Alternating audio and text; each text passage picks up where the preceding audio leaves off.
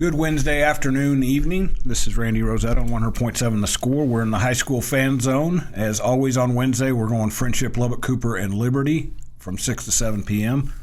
Jumping back into the football scene a little bit. We've got Jake Northcutt, Frenship coach. Now, you're between seasons now. Can I call you ninth-year coach yet? Sure. Okay. Going into the ninth season. That sounds very official. Doesn't it? We're going to talk about the ninth season is going to be a little bit different than any of your first 8 because things have changed at Frenship a little bit, or are about to change. They have, yeah. Lots of changes for sure. I'm trying to think. I've had the 4 LISD football coaches in. I still have to get Joe Sexton's coming on later today. Chip had a Little League baseball game to go to today, and yeah, I can I can give him forgiveness on that. You can't miss your sons. You want to be at those things for sure. Exactly. You get one chance at that. You guys are coming off of, fair to say, the best season since you've been there. Yes, sir. 10-2, 9-1 regular season, outright district championship with no losses. Whenever I'd bring that up to Leighton, he'd always say, "We didn't lose any games." I know, Leighton. I know.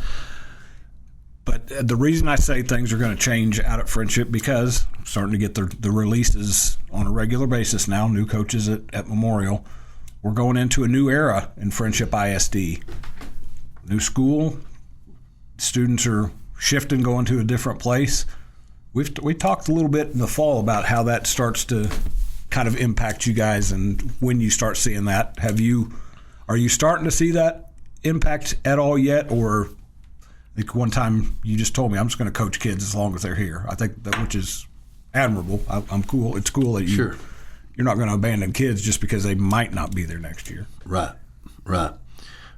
Yeah, that was definitely the approach that we took this year. Is we didn't really worry about where they were going to be going to school the following year, and we're really just speaking of our freshmen, right? Because that's the ones that it impacted, and we feel like winning's a pretty big deal. So let's go out and try to keep stacking up some wins. And our freshmen did that. They had a good year, and coming in with Coach Richards there this spring. There's really no easy way to split schools, I don't think. But Coach Richards and I have really worked together well, and I think we've tried to make it as easy on each other as we possibly can, and I'm grateful for that. With him, and so he's doing a great job. He's got access to his kids in the afternoons, and he's getting them through some workouts and, getting ready for next year, just like we are. So really the impact that I think we'll see will be with our sub-varsities here first. There's always maybe a couple kids that might play on the varsity as a sophomore, but we really try to avoid putting sophomores on varsity, But when you can. Yeah, when you can. We're not that far removed away when you put any able body out there you could. No, 9 years, I guess, but it still doesn't seem like it was that long ago. So I think we'll see some impact with just our numbers, with our sub-varsities, and then I think it'll impact us more, once we get on up in years here. We'll realign in 26 and drop to 5A, we think. And so, we'll just see how all that plays out and go from there. When he mentions Coach Richards, that's Jason Richards, who was named the Memorial coach, I think, back in January. Did you know him before he made the move over from Muleshoe? I did. Yeah, I did. And he had done a great job out at Muleshoe. He's been a couple other places, at some bigger schools, and had some really good experience and had some success there. And very, very like-minded, I think, he and I both. And I think he's going to do a great job there. Well, you both have a foundation of playing for old school coaches when you played, because he played at Clovis for Eric Roanhouse, who had Plainview and Clovis ever play back when you were in high school? We did, just about every year. Yeah, always a good game. They're in New Mexico, but they had a lot of Texas elements to them. All those New Mexico just barely schools, in New Mexico, right? Barely, yeah. They're in there. All those schools kind of right next door to us. They take on a lot of Texas personality. They do, and one thing that I remember about Clovis with Coach Roanhouse, other than their teams just being really tough, is when we played at their place, it seemed like they always had let the grass grow about 2 extra weeks maybe Smart just coaching. to try to slow, some of our wing T guys down, back then. Sometimes maybe it worked, and I don't know that it always worked, but I know that he tried to do that, I think. Probably best back then that they didn't have him or Steve Parr mic'd up on the sidelines like they do with. Yeah, probably a good idea there, Randy. Different age for sure. Yes, it was. Jason took over, and you mentioned he's got to start building what he's going to build. You mentioned realignment, and Brian Gerlich, if you're listening, it was Jay who talked about you guys being 5A. For a while there, whenever we talk, he'd be like, we can't talk about who's going to be what. Yeah. So it's out of the bag because Memorial will be 4A for that first year. Yes, sir. Well, 4A and everything but football. Eventually, there's a possibility Frenship and Memorial will be district rivals. Yeah, and it could happen really quick, as soon as 2026, really. We'll have to see where all the chips fall and, see what all happens. But, yeah, it could happen pretty quick. I think at the very least we'll play in the non-district, if not district. And we several times in the fall when we talked, Frenship did a little bit different than Lubbock Cooper, where it's very specific. These 2 middle schools are going to go here. These 2 middle schools are going to go here. Yes. And yes. Which ones go which direction? Alcove and Frenship Middle School, they'll feed Frenship, and then Heritage and Terra Vista will feed Memorial. Which, when you know that ahead of time, to me it lets you kind of set your mechanism to getting to know kids and knowing what I want to look at. And same thing with Jason Richards now. He knows. So you at least have a kind of a framework of what you're going to do starting in the fall as far as when you start to get to know younger guys.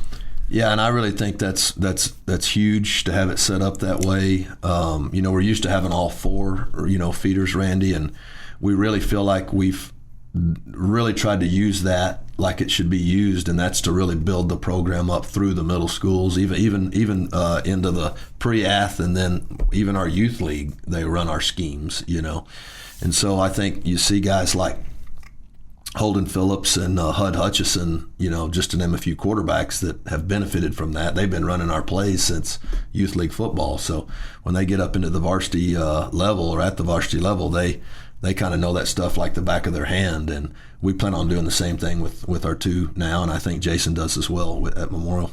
So you don't have to go to as many middle schools. So does that mean one of my favorite realtors gets to spend more time with you, especially the empty nest coming up, right? That's right, yeah.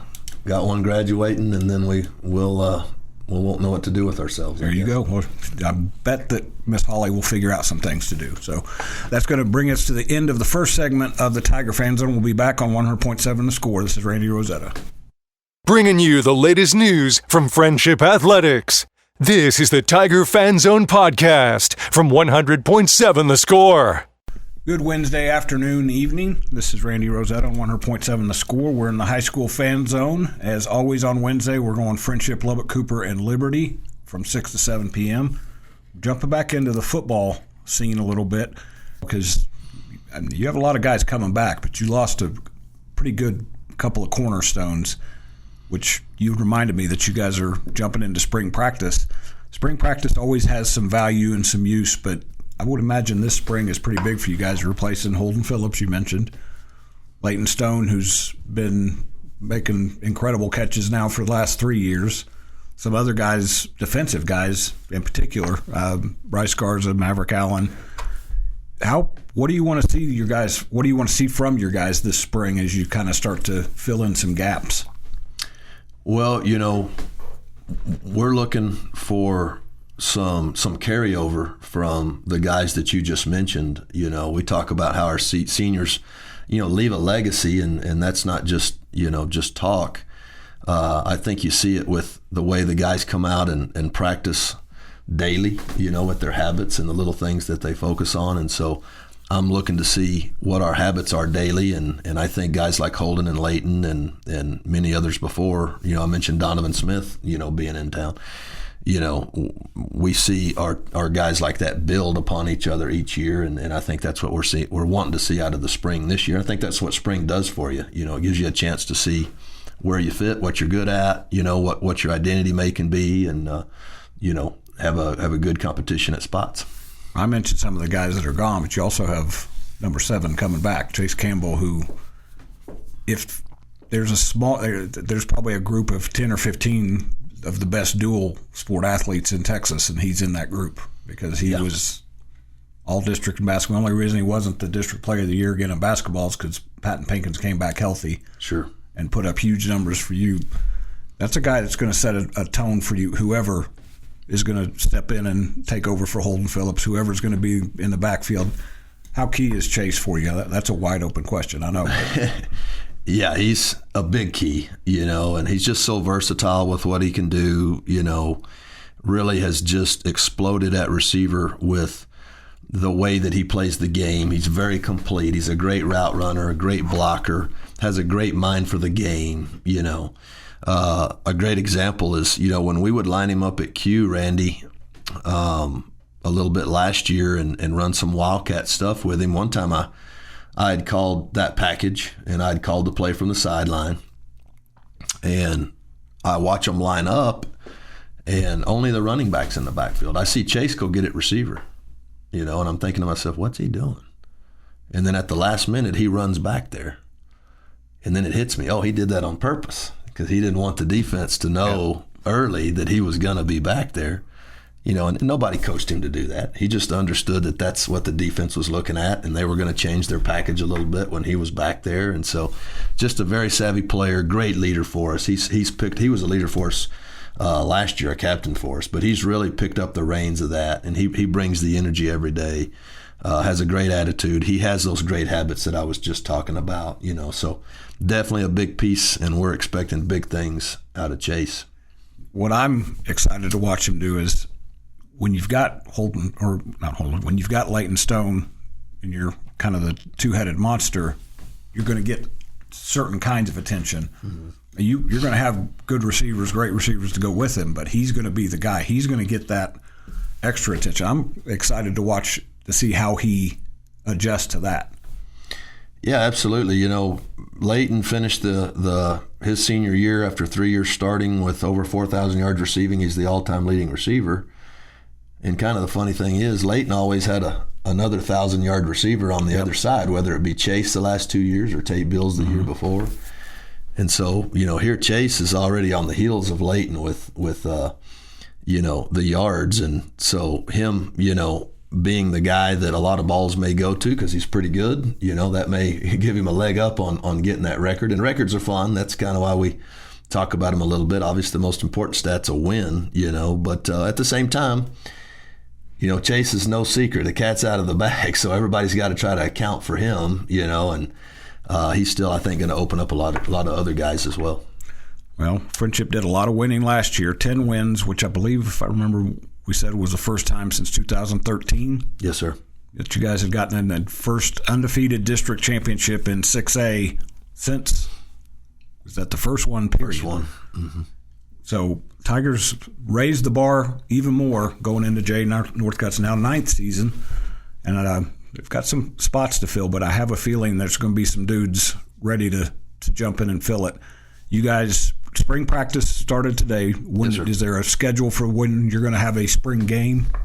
Yeah, we're going to play a spring game May the 16th, which is a Friday at 6 o'clock. Okay. Well, the Tigers will be working for the next month, getting ready for that. We'll have Jay on again probably sometime in the spring, after that, to talk about it. We're coming up on a break. We'll be back in the Pirate Fan Zone after this break on 100.7 The Score.